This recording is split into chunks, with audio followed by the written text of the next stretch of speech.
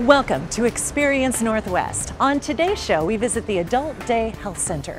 Also, Dr. Lou Kupkachet joins us with some cancer-fighting food ideas. And Peter Gunn is back. This time, his rant is about cigarette butts in downtown Bellingham. All this and more right now on Experience Northwest.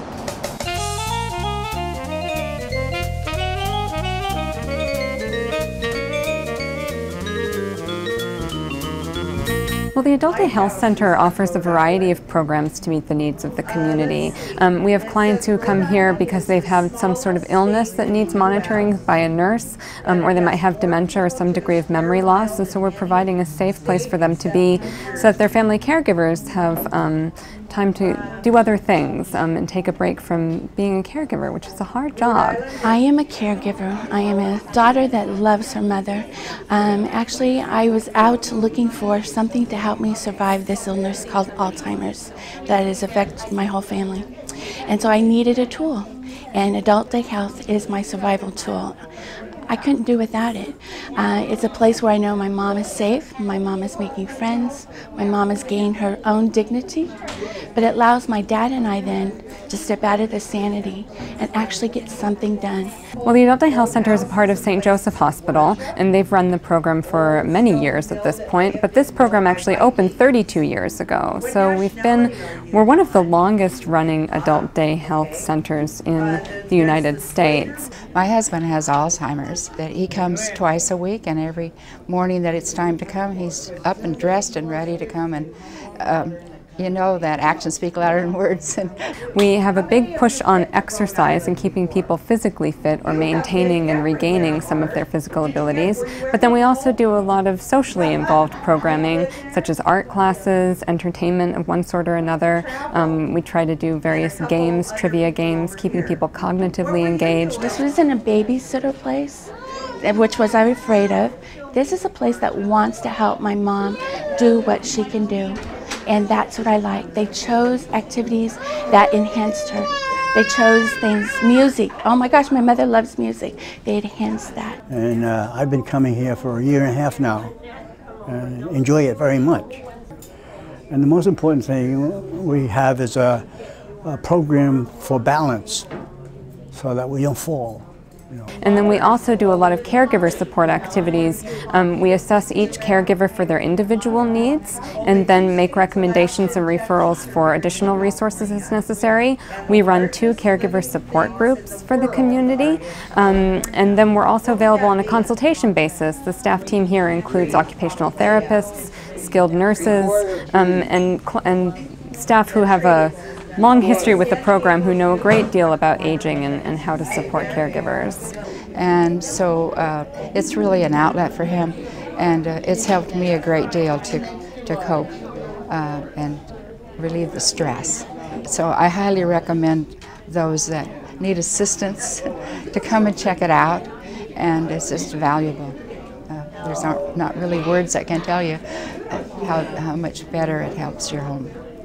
Having a facility like this allows that relief enough so that you still know who you are to be able to share with your other family members. Because Alzheimer's not only sucks in the person that has it, it sucks the family in as well. And you get tired. I'm tired, but this is the relief where you can get and you can feel safe. We at Adult Day Health Center really want to make sure that the community knows about us and that we're making sure we're reaching out to the community so that people can remain in the community and get the support they need to do so. We want to avoid having people go into higher levels of care unnecessarily. So by providing this service to the community, we hope that we can help people stay in their homes and remain healthy and happy. This is a tool that helps us stay together as a family. We need it for our own personal well-being and for my mom.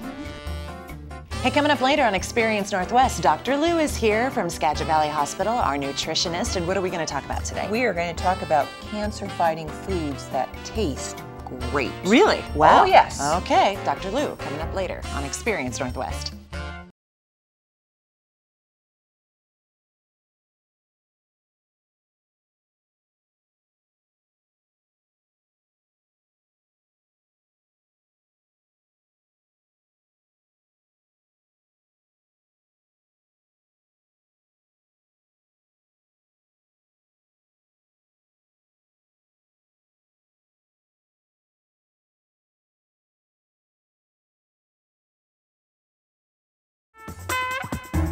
Well, of course, we always love it when Dr. Lou comes into the studio. Dr. Lou Kupka from Skagit Valley Hospital, nutritionist. What are you going to talk to us about today? Well, today we're going to talk about cancer-fighting foods. Ooh, that's good. And Yeah. I think a lot of people say everything causes cancer. There's nothing I can do, but actually there's a lot we can do food-wise to help prevent our risk. So should we start maybe with these? Yeah, the berries, especially this time of year. Oh, right. Yeah. And berries are a great example of antioxidants. They're a high fiber source and they have no fat. And so we could do something like a berry crisp, or even put berries on angel food cake. Okay. That would be a great choice. Or we could even take our berries and dip them in a little dark chocolate. Ooh. So we'd have double antioxidant. Oh, okay. And it would taste good. What else? Well, nuts. Here we have nuts. And again, nuts are a great fiber source. And they have protein. The key is, how many servings do we eat? I'm always the portion. It's always the portion size. There's about 9 servings in this container. 9 servings, Yeah. right. So it's, again, we've just got to make sure that we look at our portion, but again, some nuts and fruit would be a great snack. Okay. And again, great fiber. What else? Salmon? Salmon. Let's talk about the salmon. Beautiful. Yeah. Look at that. And by the way, there's about 2 portions here. But again, salmon is great for the omega-3 fatty acid, heart healthy, cancer preventive, to prevent inflammation. Inflammation is thought to be a cancer risk factor, so we want to have those omega-3 fatty acids to help prevent that.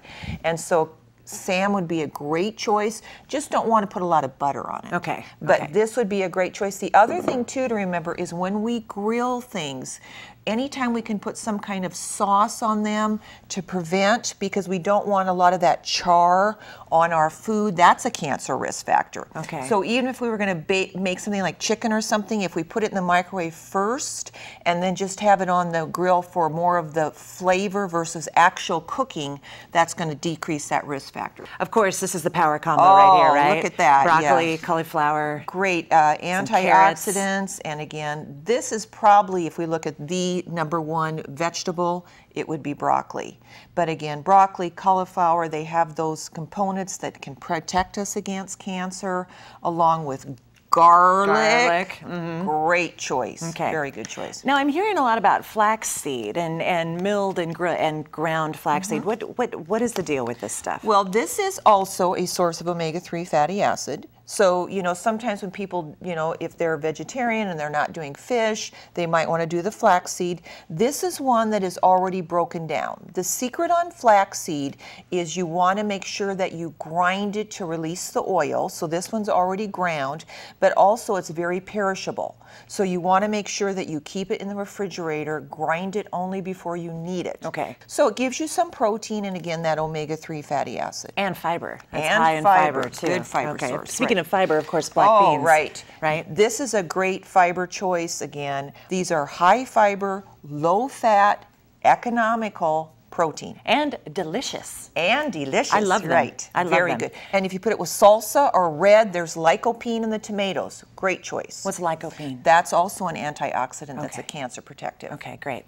And I thought it was interesting, green tea was on your list. What's the deal with green tea? Green tea is also an antioxidant because, again, antioxidants are protecting our cells against cancer. And I think this visual is great. We were talking about portion sizes a while ago, and you brought an actual... This is what we should actually be eating. This is, and again, look at our plate, look at the lip.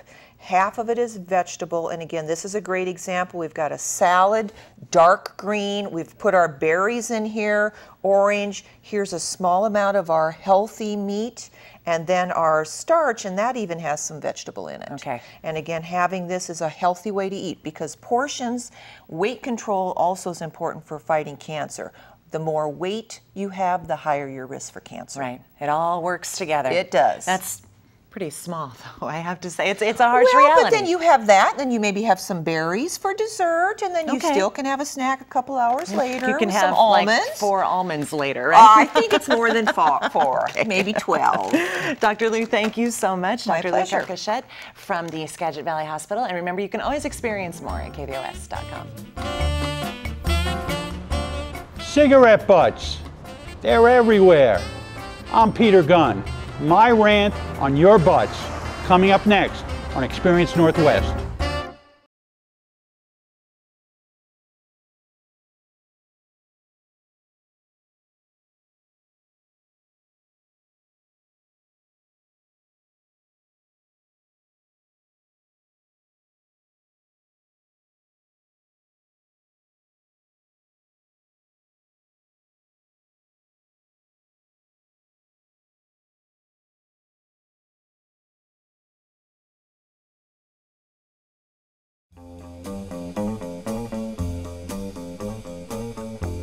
Cigarette butts, they're everywhere. They're in the gutter, they're on the sidewalks, they're in the alleys, planters, water fountains. Cigarette butts, they're everywhere.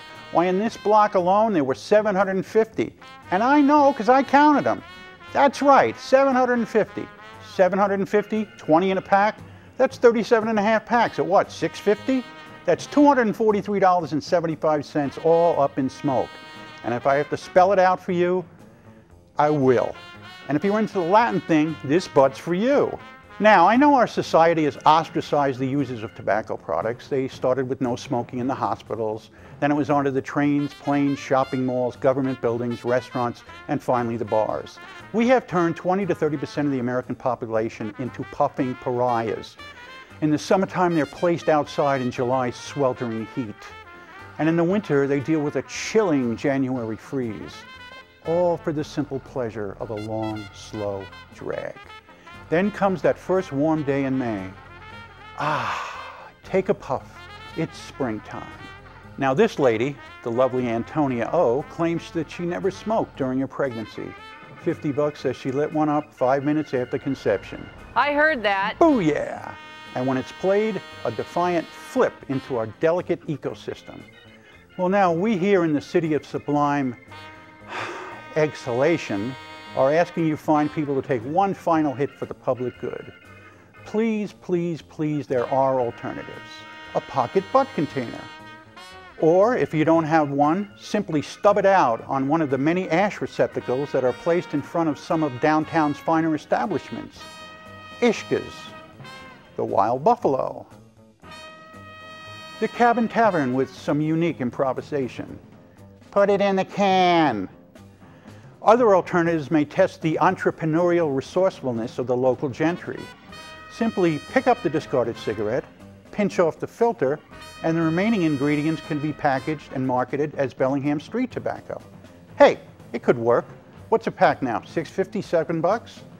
Imagine, Old Holly, Railroad Avenue Gold, Lord Cornwall. Now this August, the City of Bellingham, in conjunction with the Downtown Bellingham Partnership, will kick off a cigarette litter awareness campaign. Cigarette litter is harmful. 95% of filters are plastic called cellulose acetate. It has a half-life that lasts longer than the Botox on Joan Rivers' face. So if you're interested, and you better be, come down to the Downtown Bellingham Partnership office at 1304 Cornwall and pick up one of these. We'll be giving these bad boys away at the Downtown Sounds on Bay Street on Wednesday, August 5th and Wednesday, August 12th. There'll be great music, food, lots of fun. And if you need more info, let me tell you a little story. I came of age in the early 60s. Smoking was accepted, even considered cool. Now my dad smoked, my mom smoked, my sister smoked, and she eventually quit. I never did, and I attribute my abstinence to a stern talk I had with my father. Pete, he said, what are you now, 10, 11, something like that? It's about time we had a little talk. You see this? This is a cigarette.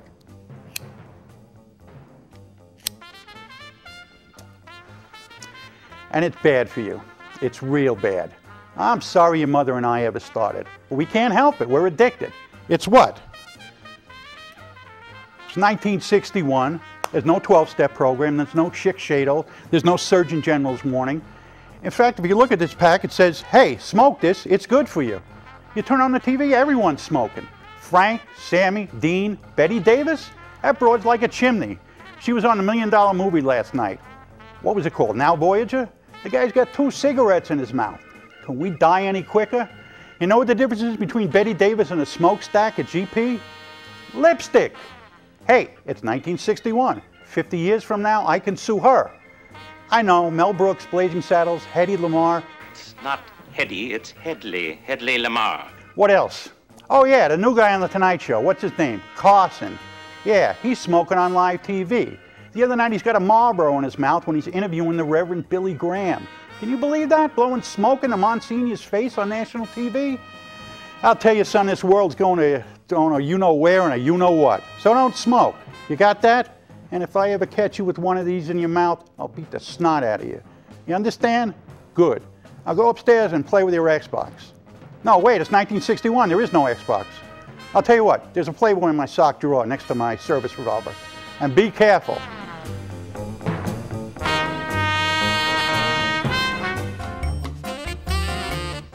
Dee and Chuck from Village Books.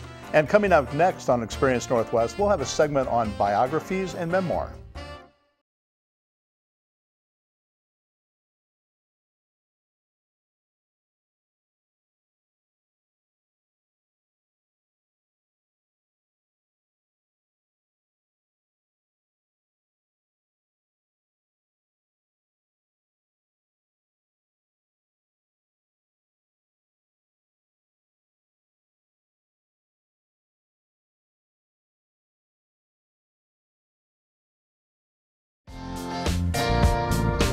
Well, of course, we always love it when Chuck and Dee Robinson come to visit us in studio with some great book ideas. What's the topic today? Well, we're going to talk about biographies and memoirs. Biographies, of course, sometimes written by a person about someone else. Memoirs are autobiography written by the person about themselves, and sometimes to explicate some idea about something. So let me just start out with one that a very, very funny memoir by Bill Bryson. Bill Bryson is known as a travel writer who's written a number of things about, hiking the Appalachian Trail, about living in England, about coming back to this country. He wrote a book about Australia called In a Sunburned Country.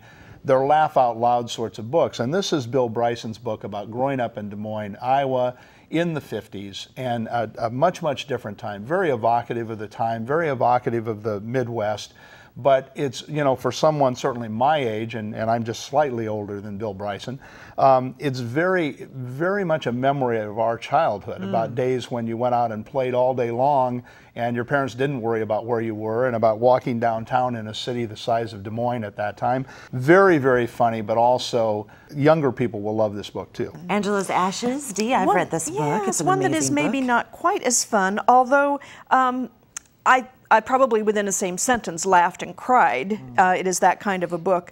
Frank McCourt grew up in Ireland, in abject poverty, and he tells about that childhood with a great deal of humor, and also really evocative of what he went through to kind of overcome a childhood of poverty.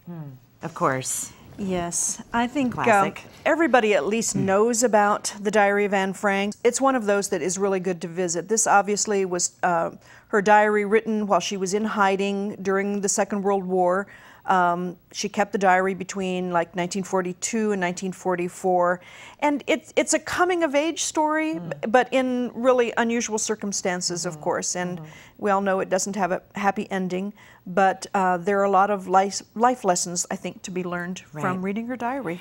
And Maya Angelou. Angelou, right. This book, I Know Why the Caged Bird Sings, is her memoir that she wrote a number of years ago, and is really a look back at her childhood. She had a very traumatic childhood in Arkansas, and ended up being mute for a long period of time. She just didn't talk. And she talks about that in here, which of course leads to the title, I Know Why the Caged Bird Sings. A beautifully written book, and a book that takes a look at someone who has sort of overcome a lot of adversity. And that's one of the things about memoirs and biographies, that they're stories of people's life, but often, as Dee suggested about the Anne Frank book, there are life lessons in all of these books that are great. Yeah, the brilliant woman, and very inspiring as well. Absolutely. And finally, Dee. Yes, maybe a lot of people don't know about this book, The Flamboyant Tree by Clara Kelly. Clara lives here in Bellingham, and this is a story of her childhood. She was Dutch. Her family moved to Java, and during the Second World War, after leading a very kind of pampered life, the Japanese invaded Java, and she, her mother, and two brothers were put into a concentration camp, a Japanese concentration camp on the island of Java. And this is the story of the years that she spent in that camp with her family. And it's really kind of an homage to her mother, who really held this small family together and helped them survive really horrific experiences. Flamboyant Tree is a painting that was in their home, and as she was gathering up the things that she needed for however long, she didn't know how long they were going to be gone, just on the spur of the moment, she took this painting and put it in the suitcase, and it hung wherever, whatever kind of housing they were in while they were in this concentration camp. And it was kind of just a way to lift their spirits. Well, thanks, guys. Chuck and Dee Robinson from Village Books. And remember, you can always experience more at kvos.com. Hey, coming up next on Experience Northwest, we are in Fairhaven at the Village Green. It's the Wednesday edition of the Bellingham Farmers Market. And we will talk to Terra, Verde Gardens. Coming up next on Experience Northwest. Pick up this week's issue of the Cascadia Weekly. It's free and distributed all over Whatcom, Island, and Skagit counties. In addition to the weekly articles ranging from restaurant to movie reviews, you can read editor Tim Johnson's take on the past week's events with The Week That Was. The Cascadia Weekly, reporting from the heart of Cascadia. Pick up your copy today or go to cascadiaweekly.com.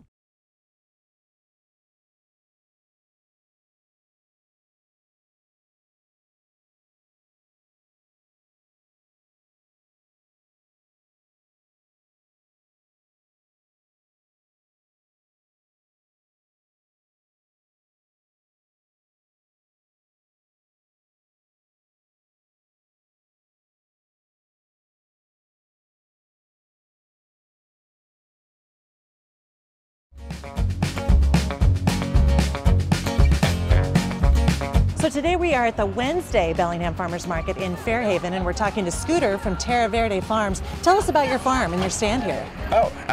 We're a family-owned, basically my wife and I, organic farm, and we've been farming for about 6 years. We're doing it to be more self-sufficient, and we want to provide a local food source to our community, and it's something that we both really enjoy doing. How big is your farm? How many acres are you farming? We only have an acre and a third in production right now, and one greenhouse and a couple of hoop houses that we made for our tomatoes. Wow. Yeah. So you're part of this Wednesday market. Talk about that a little bit. Why did you decide to do that? This is actually the first market we started doing 3 years ago, and we're in a booth on the other side. It's just, actually the Wednesday market is a really quaint market. It's not as busy as the Saturday market.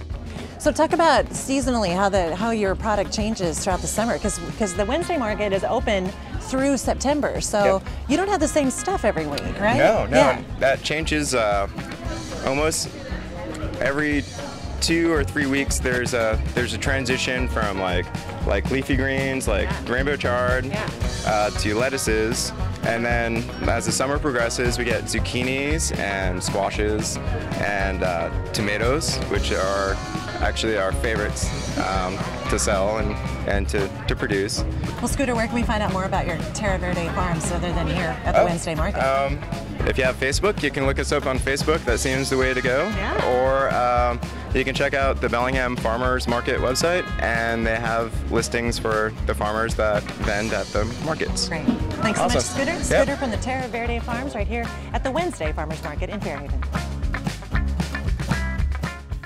Hey, thanks for joining us on Experience Northwest. Next time, we talk to 2 women from Whatcom County who are making a difference in Kenya. Also, Brian Weiner, our friend from Market Street Catering at Hagen, joins us with some tips for grilling up ribs on the barbecue. And sip tea from the Fairhaven Bellingham Farmers Market. Until next time, I'm Deb Slater for Experience Northwest.